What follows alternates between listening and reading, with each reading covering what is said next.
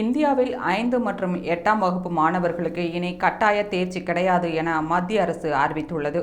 மத்திய அரசு 2009ஆம் ஆண்டு கல்வி உரிமை சட்டத்தை இயற்றியது. இதன்படி 8ஆம் வகுப்பு வரை மாணவ மாணவிகளுக்கு கட்டாய தேர்ச்சி கொடுக்கப்பட்டு வந்தது. இந்த முறையால் மாணவர்களின் கற்றல் திறன் வெகுவாக பாதிக்கப்படுவதாக கல்வியாளர்கள் குற்றம் சாட்டினர். இந்நிலையில் 2018ஆம் ஆண்டு மத்திய அரசு இந்த சட்டத்தில் திருத்தம் கொண்டு வந்தது. அதன்படி கட்டாய தேர்ச்சி முறை அகற்றப்படும் எனவும் மாநில அரசுகள் இது பற்றி தாங்களே முடிவு செய்து கொள்ளலாம் என்றும் மத்திய அரசு தெரிவித்திருந்தது.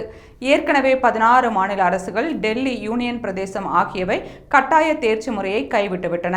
இந்நிலையில் கட்டாய தேர்ச்சி முறை ரத்து செய்யப்பட்டதாக மத்திய கல்வி அமைச்சகம் அறிவித்துள்ளது. இதுகுறித்து மத்திய பள்ளிக்கல்வித்துறை செயலர் சஞ்சய் குமார் கூறுகையில், 5 மற்றும் 8ஆம் வகுப்பு மாணவர்களுக்கு ஏற்கனவே இருந்த கட்டாய தேர்ச்சி முறையால் கல்வித்தரம் குறைந்து வருவதாக குற்றச்சாட்டு எழுந்தது. இந்நிலையில் கல்வி உரிமை சட்டத்தின் விதிகள் திருத்தப்பட்டுள்ளன. அந்த விதிகளின்படி கற்றல் திறனை அதிகரிக்க தேர்வு முறையில் மாற்றம் செய்யப்பட்டுள்ளது. இனிமேல் 5 மற்றும் 8ஆம் வகுப்பில் கட்டாய தேர்ச்சி கிடையாது. அந்த வகுப்பு மாணவர்கள் ஆண்டு தேர்வில் தோல்வியடைந்தால் 2 மாதங்களில் துணை தேர்வுகளில் பங்கேற்க வேண்டும். அப்போதும் தேர்ச்சி பெறாவிட்டால் மீண்டும் ஒருமுறை அதே வகுப்பில் படிக்க வேண்டும்.